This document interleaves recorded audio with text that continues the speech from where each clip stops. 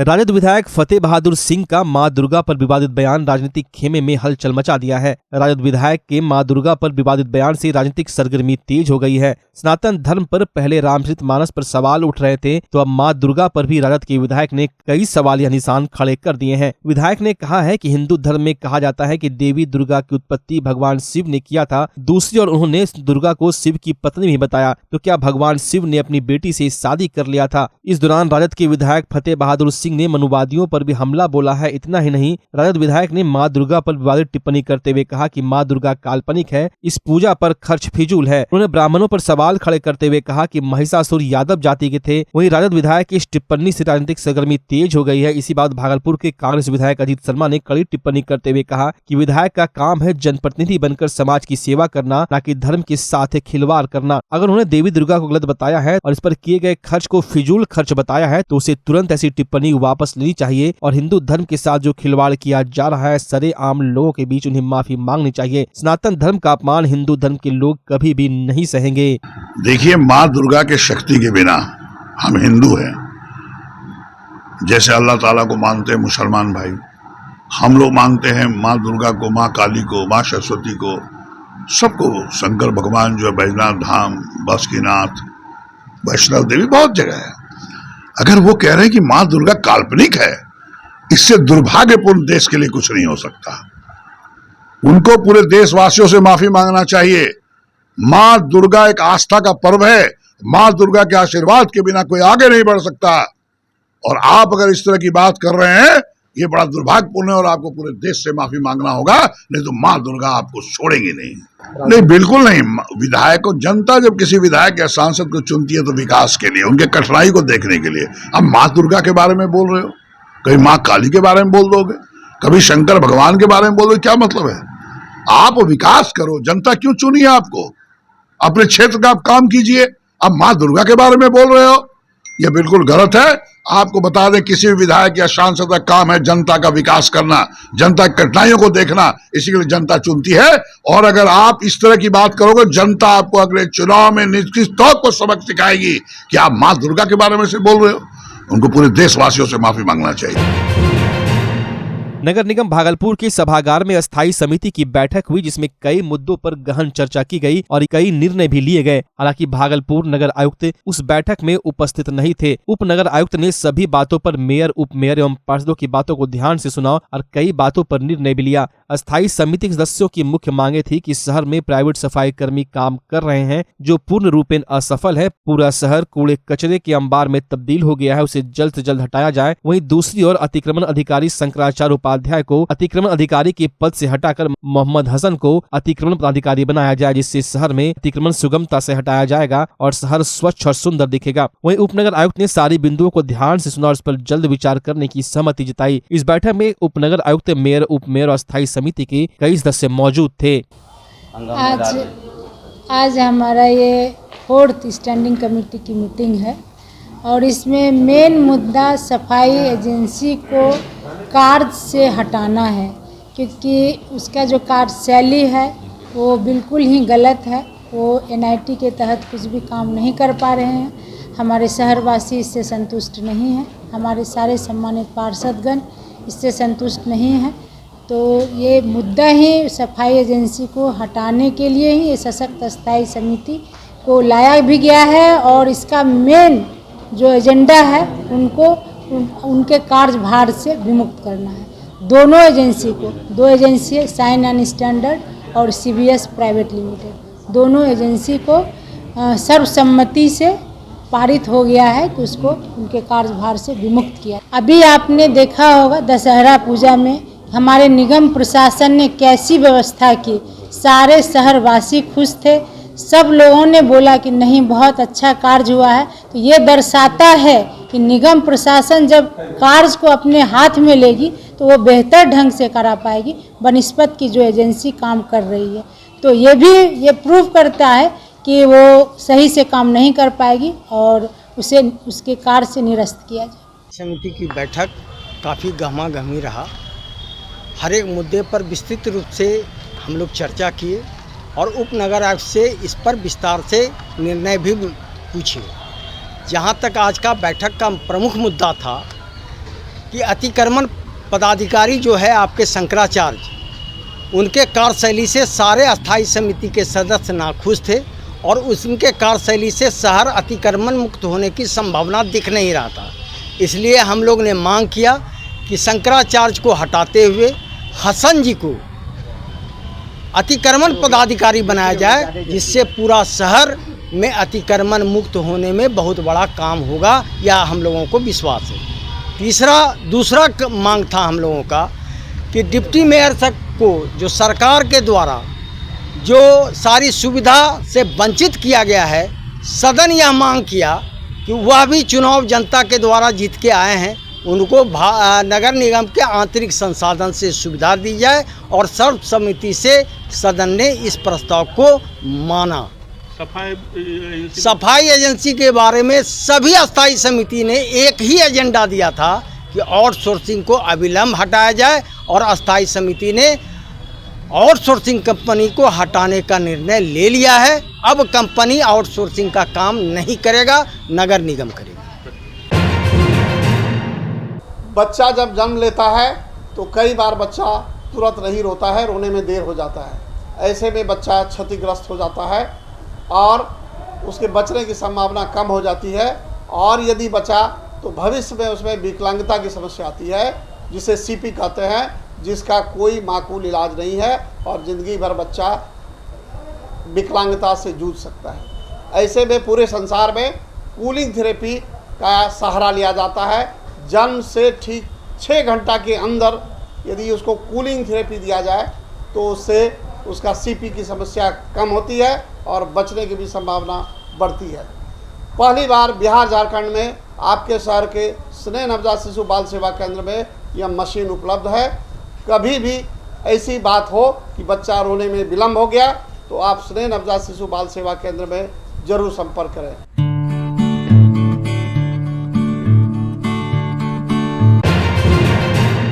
बिहार सरकार द्वारा मुख्यमंत्री कन्या उत्थान योजना के तहत सभी ग्रेजुएट छात्राओं को सरकार के द्वारा 50-50 हजार रुपए की राशि दी जा रही है। इसके लिए पहले आवेदन ऑनलाइन किया जा रहा था, लेकिन अचानक विश्वविद्यालय से एक फरमान जारी हुआ और ऑफलाइन फॉर्म भराने लगा, जिससे फॉर्म भरने में छात्राओं को काफी परेशानियों का सामना करना पड़ रहा है, जिसके चलते तिलकामांझी भागलपुर विश्वविद्यालय में लंबी कतारें लग गई है और घंटों छात्राओं को लाइन में कड़ी मशक्कत करनी पड़ रही है। फिर भी घंटों लाइन में लगे छात्राओं का काम नहीं हो सका, जिससे परेशान छात्राओं ने प्रदर्शन शुरू कर दिया। वहीं सुगमता से फॉर्म भरने को लेकर विश्वविद्यालय प्रशासन दावे तो कर रही है, लेकिन हकीकत तो कुछ और ही बयां हो रहा है। वहीं परेशान छात्रों का कहना है कि हम लोग घंटों से लाइन में खड़े हैं, लेकिन काउंटर बंद है, जिससे हम लोगों को परेशानियों का सामना करना पड़ रहा है। अचानक इस तरह नियमों में फेरबदल कहीं से सही नहीं है।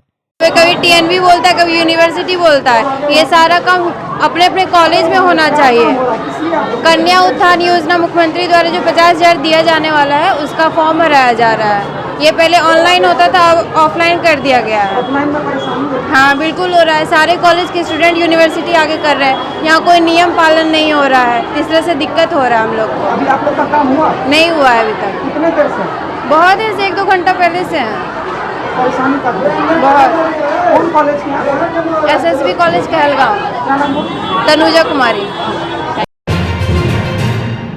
अगर आप इस बदलते मौसम में भी पंखा, एसी या कूलर का प्रयोग कर रहे हैं तो हो जाए सावधान, क्योंकि डेंगू के बाद अब बड़ी बीमारी निमोनिया आपके शहर में काफी तेजी से फैलता चला जा रहा है। अगर आपको सर्दी, खांसी और बुखार का लक्षण लग रहा है तो जल्द से जल्द चिकित्सक के पास जाकर अपना चेकअप कराएं, वरना बड़ा रोग उत्पन्न हो सकता है। मौसम गर्मी से ठंड की ओर रुख कर रहा है और यह शरीर के तापमान पर खासा असर पैदा करेगा। इसके लिए पंखे और एसी में ना रहें। वहीं इस निमोनिया के बारे में भागलपुर के शिशु रोग विशेषज्ञ डॉक्टर अजय कुमार सिंह ने बताया कि आप गुनगुना पानी का प्रयोग करें एवं पंखा, एसी का प्रयोग ना करें और चादर, कंबल ढक कर ही रात में सोए। बच्चों को अभी ज्यादा सुरक्षित रखने की जरूरत है। फ्रिज के ठंडे पानी, आइसक्रीम, कोल्ड ड्रिंक से काफी दूर रहें, तब जाकर आप निमोनिया जैसे रोग से दूर रह सकते हैं। बच्चों में अभी वायरल डायरिया और वायरल निमोनिया ब्रोंकियोलाइटिस कहलाता है। इसका होने का वजह है कि सब सीजन में अलग अलग वायरस ग्रो करता है। अभी RSV वायरस, रेस्पिरेटरी सिंक्साइटियल वायरस का प्रोपोगेशन होता है और बच्चों में जल्दी से इसका प्रकोप होता है। सांस की नली सिकुड़ने लगती है। शुरुआत में बुखार आता है, फिर बुखार कम होता है। कई बच्चों में काफ़ी सीरियस हो जाता है, ऑक्सीजन के अलावे वेंटिलेटर तक की ज़रूरत पड़ती है। इसको बचने के लिए इसमें बता दें कि ये जो मौसम चेंज हो रहा है, अभी लोग गर्मी से निकले हैं और ठंडे में जा रहे हैं, लेकिन लोग अपना आदत नहीं छोड़ते हैं। पंखा रात में भी चलाते रहते हैं, एसी का भी प्रयोग करते हैं, तो इस तरह से बच्चों में बहुत कुप्रभाव डालता है। अभी तो बच्चे को रात में ढक के रखना होगा। ध्यान रहे कि हम लोगों को जब थोड़ा गर्मी लगता है तो बच्चे को वो अच्छा लगता है, तो आप उसी हिसाब से बच्चों को रखें। बाहर भी कहीं निकालते हैं तो बस में कहीं भी ले जाते हैं तो तेज़ हवा उसको नहीं पड़ना चाहिए। ऐसे में उसको ये ब्रोंकियोलाइटिस और वायरल निमोनिया जिसको कहते हैं और एक्यूट डायरिया हो सकता है। इसके अलावा बता दूं कि ये जो वायरल निमोनिया है इसमें दवा का रोल कम है, दवा ज़्यादा कारगर नहीं है, समय बहुत लेता है और इस बीच पेशेंस की ज़रूरत पड़ती है। लेकिन उचित रूप से यदि सपोर्टिव इलाज जिसको कहते हैं वो मिले तो ज़्यादातर बच्चे ठीक हो जाते हैं। जनता दल यूनाइटेड के जिला प्रवक्ता शिशुपाल भारती ने भाजपा पर जमकर निशाना साधते हुए कहा कि 2024 के चुनाव में भाजपा जो 40 सीट पर जीत का दावा कर रही है वो सीट लाने वाली नहीं है। उन्हें सीट जीतना तो दूर, चुनाव लड़ने के लिए उम्मीदवार भी नहीं मिल रहे। वहीं 2024 में जनता भाजपा को सबक सिखाएगी और देश से उखाड़ फेंकेगी। उन्होंने यह भी कहा कि इंडिया अलायंस बनने से भारतीय जनता पार्टी बौखला गई है, उसे कुछ भी समझ में नहीं आ रहा, जिसके चलते उसके कई नेता अनर्गल बयान देते रहते हैं। 2024 को क्या देखना है? हमारे जो नेता हैं, मुखिया हैं नीतीश कुमार जी, उनके नेतृत्व में 2024 का लोकसभा चुनाव बिहार में 40 का 40 सीट इंडिया गठबंधन जीतेगी और इंडिया गठबंधन के झोली में चुनाव जीत के जाएगा। साथ ही साथ मैं ये कहना चाहता हूँ कि भारतीय जनता पार्टी जो है, जो बिहार में पूरा छटपट कर रही है, इंडिया गठबंधन बनने के बाद बौखलाहट आ गई है, ख्याली पुआ पकाते हैं कि हम 40 सीट जीतेंगे, लेकिन उनके पास उम्मीदवार नहीं मिल रहा है। उम्मीदवार लड़ाने के लिए भारतीय जनता पार्टी के पास नहीं है बिहार में, और उनका सुपड़ा साफ होना तय है। मैं इतना आपको स्पष्ट कर देना चाहता हूँ। भागलपुर जिले का नौगछिया जो अपने खास खेती केला के लिए प्रसिद्ध है, यहाँ के किसानों ने एक नई प्रजाति का केला टिश्यू कल्चर का G9 लगाना शुरू किया है। इस केले की खासियत यह है कि यह केला अन्य प्रजातियों से बिल्कुल अलग है। इसके बारे में किसान श्री से सम्मानित नीरज कुमार ने बताया, यह बौना किस्म का होता है जो आंधी से प्रभावित नहीं होता और कम समय में अधिक मुनाफा देता है। वहीं इसका छिलका नहीं पकता बल्कि फल पकता है, जिसका इस केला को कोल्ड स्टोर में रखने की जरूरत नहीं पड़ती। अधिक दिनों तक यह केला सुरक्षित रहता है। वहीं नीरज साहू ने टिश्यू कल्चर केला के बारे में बताया कि जो एक बार इस केले को खरीदता है वो बार बार इसी केले की मांग करता है, क्योंकि इस केले का स्वाद अन्य केले के मुकाबले अधिक अच्छा है। लेकिन किसानों का यह भी कहना है कि इस केले की खेती की तकनीकी जानकारी पर्याप्त रूप से नहीं होने के कारण इस केले की खेती करने में दिक्कतें हो रही है। जो भी हो, केलांचल के नाम से जाना जाने वाला नौगछिया अनुमंडल में आने वाले समय में टिश्यू कल्चर केले का बोलबाला होगा और केलांचल का नाम भागलपुर में ही नहीं बल्कि पूरे देश में चमकेगा। केले देखिए, केला में 2 वेराइटीज है, एक लोकल, एक हमारा जो था रविस्टा। पहले ज़्यादातर लोग हरे छाल वाली उपजाते थे। इधर लगभग 6-7 साल से टिश्यू कल्चर के बारे में लोग जाने, टिश्यू कल्चर का महत्व जाने, इसीलिए 6-7 साल से टिश्यू कल्चर ज़्यादा लग रहा है। लेकिन अभी भी किसान सक्रिय नहीं है और इतना अवेयरनेस नहीं है कि वो टिश्यू कल्चर ज़्यादा से ज़्यादा लगाएं। और आज के डेट में टिश्यू कल्चर हमारे हॉर्टिकल्चर में जो है मालभोग, शकरचिनिया, इसका भी टिश्यू कल्चर आ गया है। लेकिन लोगों को जानकारी में नहीं है कि ये टिश्यू कल्चर है। हमारे यहाँ मालभोग, शकरचिनिया का भी खेती होती है, अधिक पैमाने में होती है, उसमें किसानों को मुनाफा भी अधिक है। अगर वो किसान शकरचिनिया और मालभोग का टिश्यू कल्चर लगाए तो उसको ज़्यादा से ज़्यादा फायदा मिलेगा। दूसरी बात, टिश्यू कल्चर का जो है उसकी खासियत है कि केला स्वस्थ पैदा होता है। छिमी जो है मोटा मोटा होता है और वो जो है उसका चमड़ा अच्छा होता है, वो चमड़ा पकता है, न कि अंदर का फल खराब होता है। टिश्यू कल्चर की ये खास विशेषता है। और सब केला में क्या है, जो कि चमड़ा भी खराब होता है, अंदर भी खराब होता है। टिश्यू कल्चर में केला आपको अगर सही ढंग से उसको प्रिपेयर किया जाए, पकाया जाए, वो 8 से 10 दिन सरवाइव कर सकता है। आजकल क्या होता है हमारे यहाँ की, आजकल के बहुत दिनों से चल रहा है, सब कार्बाइड से पकाते हैं। कार्बाइड से पकाने से उससे हमारे हेल्थ पे इफेक्ट पड़ता है और वो इफेक्ट जो है बहुत ही खराब करता है। जैसे आजकल stomach problem, gas, liver cancer, सर में भारीपन या ये सब जितनी बीमारियां, ब्लड प्रेशर, ये सब जो बढ़ रही है, ये ड्यू टू हमारे जो फ्रूट हैं उसको कार्बाइड के द्वारा पकाते हैं।